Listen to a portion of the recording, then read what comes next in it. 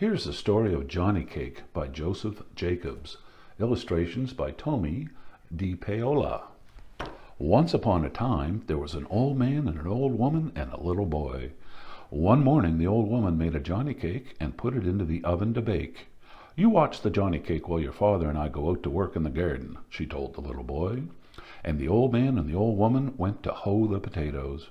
But the little boy didn't watch the Johnny Cake all the time. All of a sudden he heard a noise, and just as he turned around to see what it was, the oven door popped open, and out jumped Johnny Cake and rolled toward the kitchen door. The little boy ran to shut the door, but Johnny Cake was too quick for him, and he was out the door, down the steps, and onto the road before the little boy could catch him. The little boy cried out to his father and mother, who heard the uproar and threw down their hoes and joined the chase. But Johnny Cake outran all three and was out of sight as they sat down, all out of breath, to take a rest. On went Johnny Cake, and by he came to two well-diggers, who looked up from their work and called out, "Where are you going, Johnny Cake?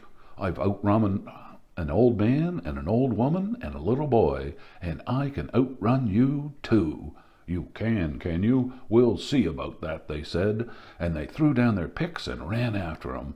But they couldn't catch up with him, and soon they had to sit down, exhausted, on the side of the road to rest. On ran Johnny Cake, and by he came to two ditch diggers who were digging a ditch.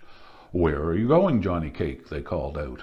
"I've outrun an old man and an old woman and a little boy and two well diggers, and I can outrun you too."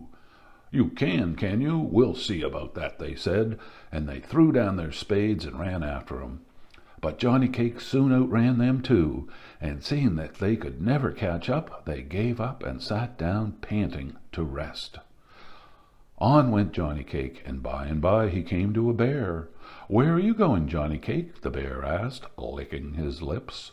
"I've outrun an old man, an old woman, and a little boy, and two well diggers and two ditch diggers, and I can outrun you too."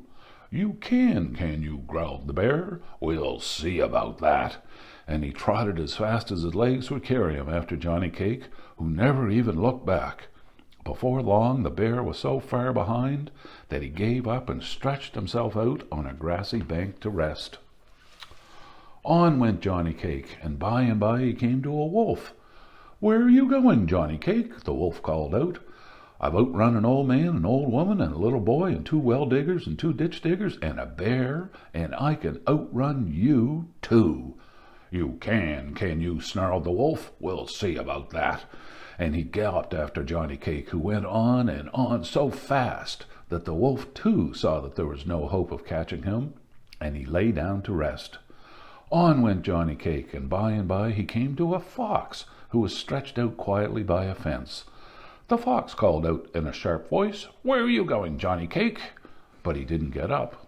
"I've outrun an old man, an old woman, and a little boy, and two well diggers and two ditch diggers, and a bear and a wolf, and I can outrun you too." But the fox stayed where he was and said softly, "I can't quite hear you, Johnny Cake.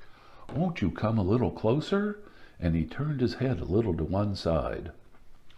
Johnny Cake stopped running for the first time.